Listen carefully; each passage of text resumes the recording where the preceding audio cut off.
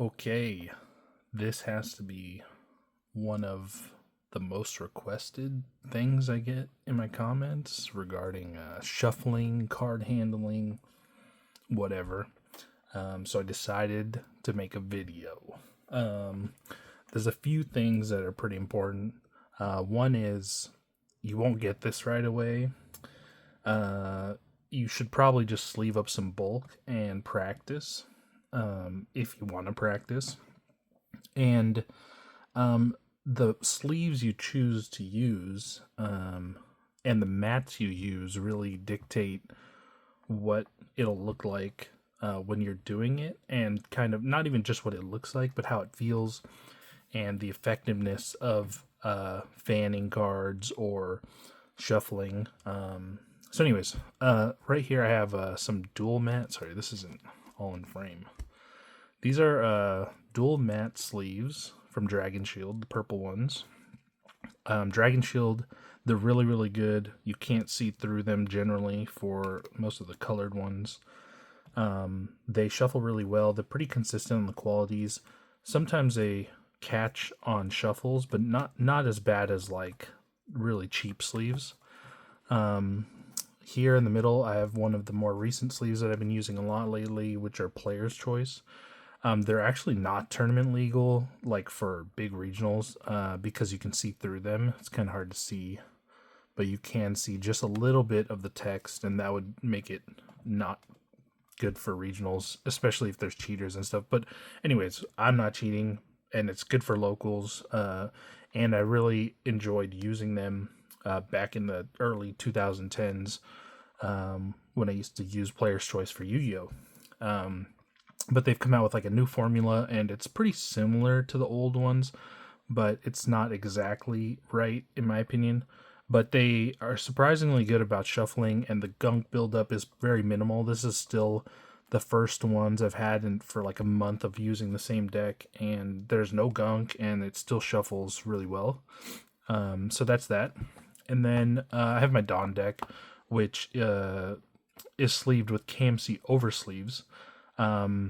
These oversleeves don't shuffle the best. I think that they're good for being oversleeves. Most oversleeves, I don't know why, they're just not like made super well, and they don't generally shuffle very well, and they get dirty fast. But for Dawn, I think it's totally reasonable to use, and I think they're good. But anyways, let's go over shuffling first. I think shuffling, a lot of people do it different ways. But this is the way that I do it, and the way that I've always done it.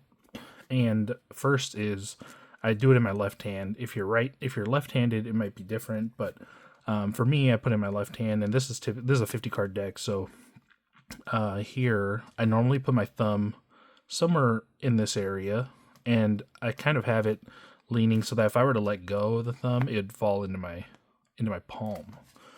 And so what I normally do is that, this is the top of the deck, and I'll take half of it here, and so this half you would bring in and jam it into the side of the cards here. You don't want to just like slam it, so that's why like you kind of have it loose, like not super tight, right? You want it to just be like pretty loose so that the corners can fit in there. Once they're in there, you can actually just let this thumb go, this one, and let it start to fall into the other hand. So now you've got this nice riffle. Or not riffle, but like a nice even spread. The other thing is that because this is the top, you kind of want to put it past halfway. So if you can see that, let me see. So this is the top, and normally I'll put it a little bit past halfway so that I know that the top is changing every time, right?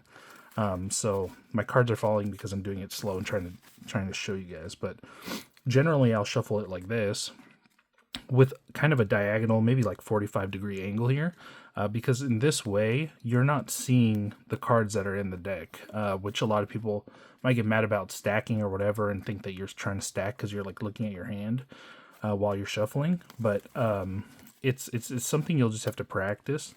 And generally, I'll take, like I said, so you just take it, you could hold it straight up right here, and then you could take your half, and at that point, you can turn this if you want, your left hand, and then you can bring it to about here, And you can see kind of where I'm jamming in the cards. It's just going in right around this spot right here, but corner in first.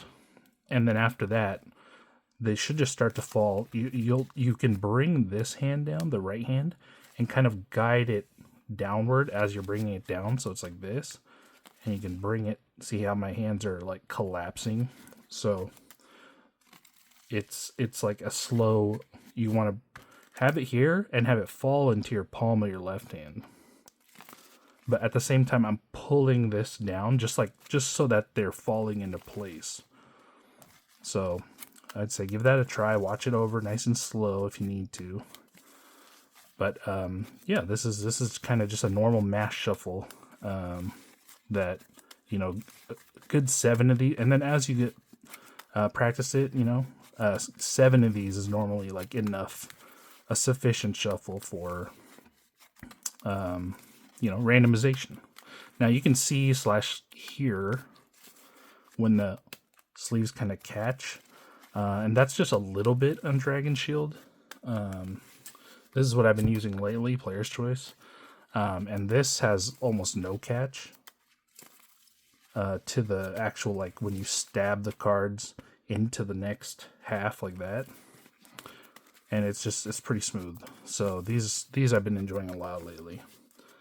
The more vertical you hold this, the more likely you are to see kind of like some cards and see where they are. That's why I kind of hold it in a more of a downward facing position. You can also do it this way. Like sometimes I'll be shuffling like this kind of mindlessly, but you can see the cards as they're falling, which some people may accuse you of cheating or whatever. So that's why I try my best to remember to do it this way, so that when they're falling, I don't catch any glimpse of the cards. And when it comes to this point, you're just straightening it out. You don't have to get it all the way straight. You can just do it so that it's about 90% straight. See, that's not perfect, right? But then you can pick it up and then go again. And then you could just keep going and get faster. But yeah. So that's the main shuffle. Another thing that a lot of people do is the fan. Like fanning cards. So this is really dependent on your playmat. A lot of playmats, people use rubber mats. And rubber mats are just not good for fanning, period. They're too slick on the surface. There's no friction really for the card, which is, some people like that, like cards sliding everywhere. But for the purpose of like keeping them in place, you want some of that friction. You want that the cloth-like feel, so it holds it in place. So you can just fan out cards. This definitely would take you a lot of practice, but basically you hold the cards in a way that you can gradually like lift your thumb just a little bit while you're pushing the rest of the stack out. I really can't even demonstrate it on camera very well in terms of being able to show you how to do it, but it just comes with time. You could just grab a stack and be able to, you know, take it. Normally I just like use this finger to kind of keep the stack down, but you can just grab a stack. So like if you're looking at your discard pile or whatever, or your Dawn, and you just want to fan it out, you can do it in that way. My tripod's in the way, but normally you can just go straight horizontal for your Dawn, so you can start counting them out or whatever. But yeah, the fan is definitely something. It can look weirder. Like some people, like if you do it too fast or too hard, see it's like a little uneven. So you want to get a good speed on it that it gets pretty even. And this is enhanced by having newer or cleaner sleeves. If you have like really brand new sleeves, the fan looks way nicer. When they're gunkier or like getting to the point where they need to be replaced, the fan will probably not look as good. Mostly because sleeves may be starting to stick together or whatever. So the newer the sleeves, the better your fan will be. These sleeves have been on here for a little while now. They're not gunky. They're still pretty smooth. It's just that they're not super clean, so you can get this kind of uneven spread where they're not perfectly coming apart from each other. But you have decks like this, like if you have your discard pile and people want to see it, you can start fanning them out like that. So just really good if you want to see at a quick glance, like your discard pile or whatever. And lastly, a lot of people want to ask about hand shuffling. So hand shuffling is definitely something that takes some time to get used to, and I think that that just comes with time and reps and just toying with your cards like a fidget toy. I think that the way that I do it, which people do it all kinds of different ways. For me, if this is your hand, I kind of hold. I take the stack in the right hand, and I hold it kind of here, so you can see where my hold is. I got it by my thumb and kind of my index finger here, and I'm just holding the stack. At this point, you want to feed it into this hand. So really, you just need to be able to grab it from the other hand. So if you just go here and grab the top card, see, I'm doing it in slow motion, so it's not really perfect, because see, I got 2 cards here. But when you start to speed it up, you can kind of see this angle here of being able to just grab the top card right there, and then you get down to the last one. So practice by having, you could sleeve up energy, sleeve up dawn, sleeve up lands, whatever you want to do to practice. You just sleeve a few cards up and then just toy with it when you're like at your desk or whatever. And so, a lot of it also comes with the fanning in your own hand. So that just takes a little practice. But yeah, this is kind of, so like I said, you grab it here, get that nice grab, and then depending on if you're left or right-handed or however you want to do it, this is just how I do it. So, I want it to like end up in this hand, so I'll just grab the top card and start loosening my grip on my right hand and using any kind of friction from your thumb on your left hand and bring it over. Some people, it looks a little clunky because they're not used to the motion, but you can kind of see where I'm grabbing cards, right? But when you finally pick up the speed, you can shuffle your hand pretty quickly. Yeah, and there's different ways. Like, this is just how I'm holding them, but some people hold it differently. Some people hold it lower. Some people hold it higher. Some people do it from one hand to the other, but it's really preference. But yeah, so this is how I do my shuffle, fan, hand shuffle. And like I said, just a lot of practice. And I've been playing card games for a really long time.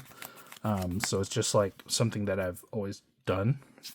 And people also ask, why do you shuffle your hands so much? For those of you who are not familiar with, like, you take the top card and you just, when you take your top card in certain games, most games actually, you don't want to give information about what you just acquired, because if, for example, in One Piece specifically, you're looking for cards with cards with certain effects, you don't want them to know that you just top decked a certain card, or you don't want them, like, especially from life, you don't want them to know, if you're like baiting them to go for life, you want to mix your hand so that they don't know which card you just like acquired. Because if you imagine, I'm just holding this hand, let's just say I have like 2 cards, no counter in hand, and on my life here there's a 1k, let's say I have a 1k, and here's a 2k, right? This is coming from my life, so I'm just messing with my hand, shuffling it like this, and then I take a hit. Okay, I got a 2k now, but now they're swinging 5, and so you can give your 1k or you can give your 2k. It just allows you to like have more mystery around your hand, so that you don't give away that this card. So like, they swing 5 at you or they swing 6 at you, you debate whether or not you're going to take it. You only have a 1k, so you kind of think about it. Okay, you just acquired a 2k. Now, if I don't move my hand position and they swing another 6k at me, and they see that I grabbed the card that I just grabbed from here, then they know that I've only just now acquired a 2k, and now I'm finally using the 2k to stop the 6k swing. Now they do another, because now I didn't move my hand around, they do another 6k. I can't stop it. Again, I only have this. So then I'm just sitting here with my hand acquiring new cards. So then it gives them a read, because they can see what cards you're acquiring to your hand and what position they're in. So they know, exactly what's in your hand, or like what you're acquiring when you acquire it, right? So shuffling your hand keeps that mystery there about what cards are in your hand at all times. Because if I'm holding the same hand and I'm just getting my new cards and I'm adding it to the same position every turn, and then they swing 6, okay, now I give you 2k, but they swing 6 and I don't want to give them 2 1ks, well, now I'm going to take the damage, and then I don't move this position, I acquire another 2k, and now all of a sudden I'm using it because now they swing 6 and this is the newest card in my hand and I didn't move its position. Oh, I'll use my 2k. Okay, now they swing another 6, right? So it's just like a giveaway on what your hand is, and it's this is applicable for other card games too. But basically you want to like shuffle so that they don't know what's the newest card in your hand. So that's just to answer that question. Anyways, I'd suggest watching it back in slow-mo, whatever. But that's how I shuffle, fan, and hand shuffle. So hopefully that answers some questions. All right.